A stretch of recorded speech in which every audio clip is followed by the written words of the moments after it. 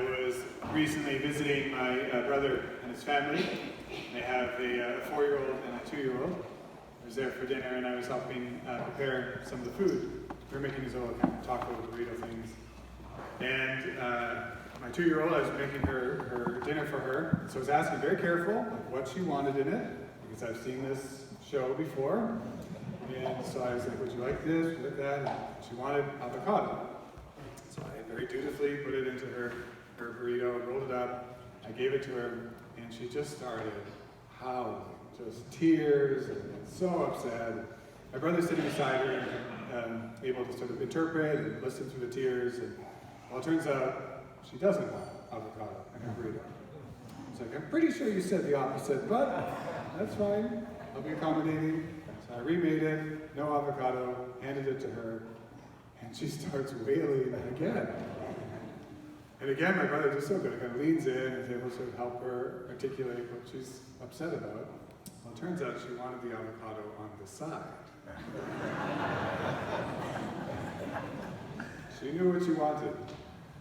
This feast of Corpus Christi is very rich and full kind of feast. There's so much to be said, so much to kind of savor in this mystery of the Eucharist, this mystery of what we celebrate every Sunday as we gather at Mass. There's so much. In our first reading, we're given this mysterious figure of Melchizedek, and we're reminded of the element of the Eucharist that is a sacrifice. This idea of kind of making an offering to God from what we've received. At Mass, we offer the bread and wine as tokens, as a sign of kind of offering to God from His goodness, from His bounty, from what He has bestowed upon us. Similarly, with the offertory collection, it's kind of offering from what we've received.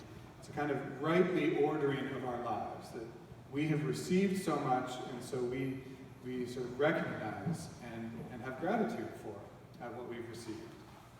Our second reading, St. Paul writes to the Corinthians in such rich and symbolic language about what the Eucharist, how it connects with Jesus and His sacrifice, His passion, death, and resurrection. That in every Mass, we are once again presented with this mystery of Jesus winning for us our salvation through His passion, death, and resurrection. We receive in a mysterious way in the Eucharist that grace once again. He also, St. Paul speaks of this idea of the coming together, of us not sort of one-on-one with Jesus in the sacrament, but as a community. We are sharing in this meal and this re-presentation of this one sacrifice together as a community. And there's such beauty in that as well. We think of just over a lifetime of coming to Mass every Sunday, receiving communion when we're able, thousands of times for many of us. Just this slow and gradual invitation more deeply into our relationship with God in a special way, in a special gift that we have in the Eucharist. And then in our Gospel, we have the story of this miraculous feeding of the 5,000, where Jesus is anticipating the need of this crowd. This is where I'm reminded of my brother with my little niece, just being so attentive to her needs, and also to her clumsy expression of her needs, or her uncle's clumsy listening to her needs. That Jesus, this is so much of the heart of Jesus, that He desires, even in these mundane, routine kind of daily needs like hunger, like food. Jesus cares. He listens, and He desires to meet those needs and to be with us in those experiences. And He does so in a way that is abundant, super abundant. And so beautiful in our Gospel, how Jesus takes from what little is offered, the 5 loaves and 2 fish, and offers an abundance that feeds not only the 5,000, but in excess. There's 12 baskets left over. That this is so much of the heart of Jesus, this desire to meet our needs and then to provide abundantly. And so it reminds me also of the word Eucharist, which means thanksgiving. And there's such an invitation for us on this day to give thanks be thankful for all that we have received, but especially for the many ways in which Jesus has met our needs and desires to meet our needs and continually is present in our daily experiences. So we're thankful especially for this particular way in the Eucharist that Jesus is present. But it's an opportunity also to remember and to think of those ways in which he's present in other kind of surprising and, like the Eucharist, veiled ways, where he's there but it's somewhat hidden and easy to overlook. So I think, and I invite you to consider and reflect on and give thanks to God for some of the ways in which he has been present to you in your life. Whether that's through a moment of encounter with a friend or a family member, or a kind word or a word of encouragement was just what was needed.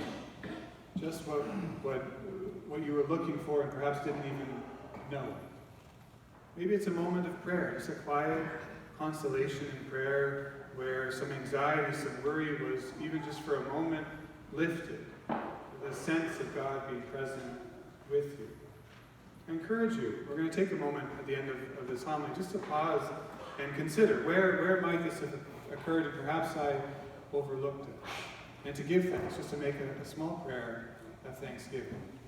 And I'll share with you, for me, a story that comes to mind is, remember when I first began my graduate studies in the United States, it was a big deal to me moving away from Vancouver for the first time, moving away from home, already being a priest for a few years and then going back to school, living with someone I'd never met before, moving into a new rectory, a priest I'd not yet met. So I had a lot of fear, a lot of anxiety. There's so much that I was looking forward to and excited about, but certainly a significant amount of anxiety. So as I was flying to Washington, I had a layover in Chicago, and I was kind of wandering through the airport, and that's when some of these worries and anxieties really hit me. I'd left home, and I was not yet there, and I was feeling it very, very heavily. And as I was walking, I came upon a piano just somewhere in a concourse, and someone had just sat down and began to play the theme song to World Youth Day 2008, of all things. And that song has particular meaning for me. It was played at my ordination a number of years prior, and it was just so striking to hear this music of all possible songs it could be playing. It was like it had been played for me, at that moment. Just a little bit of encouragement. And even though the worry and the anxiety didn't go away, it was a real sense of not being alone. That whatever was to come, whatever I was facing, that the Lord was with me, that I wasn't alone. So we'll take a moment now. I encourage you just to ponder, reflect, perhaps in the last week, month, or year, on a moment when you may have experienced the Lord's presence, even in just a subtle or hidden way. And to make a little prayer of thanksgiving. Thanksgiving for the sense of his presence, his caring for you, his wanting to meet your needs, and perhaps even just to feel a little less alone for a moment.